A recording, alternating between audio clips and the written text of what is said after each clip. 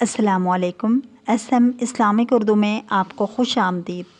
جب بھی لفظ پاکستان کے تخلیق کا ذکر چھڑتا ہے تو تان اسی بات پر آ کر ٹوٹتی ہے کہ اس مملکت خداداد کا یہ خوبصورت نام چودھری رحمت علی نے وضع کیا تھا، اور یہ کہ یہ نام پنجاب کے پ، شمالی مغربی سرحدی افغانیہ کے الف، کشمیر کے کاف، سندھ کے سین اور بلوچستان کے تان کا مرکب ہے۔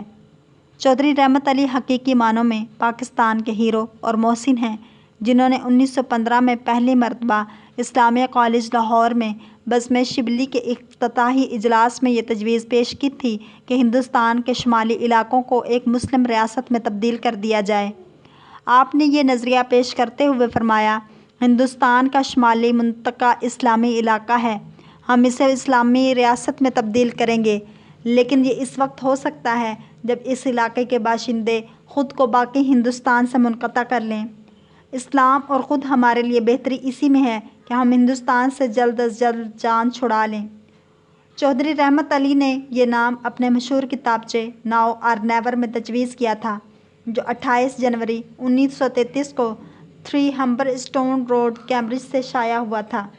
اس کتابچے پر چودھری رحمت علی کے علاوہ محمد اسلم خان خٹک، شیخ محمد صادق اور عنایت علی خان نے دستخط کیے تھے۔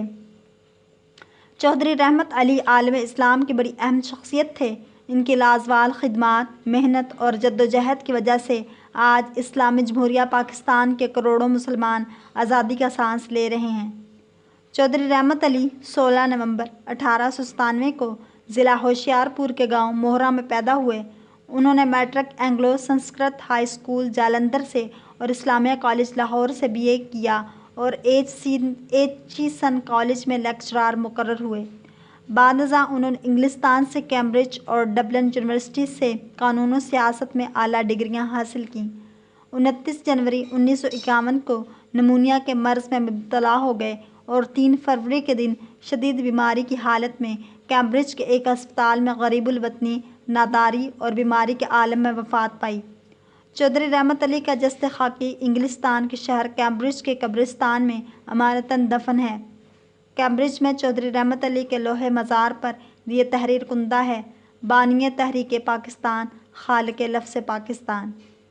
اگر آپ کو یہ ویڈیو پسند آئی ہے تو اس کو لائک، شیئر اور سبسکرائب ضرور کریں تاکہ ایسی ہی انفارمیٹیو ویڈیوز آپ تک پہنچ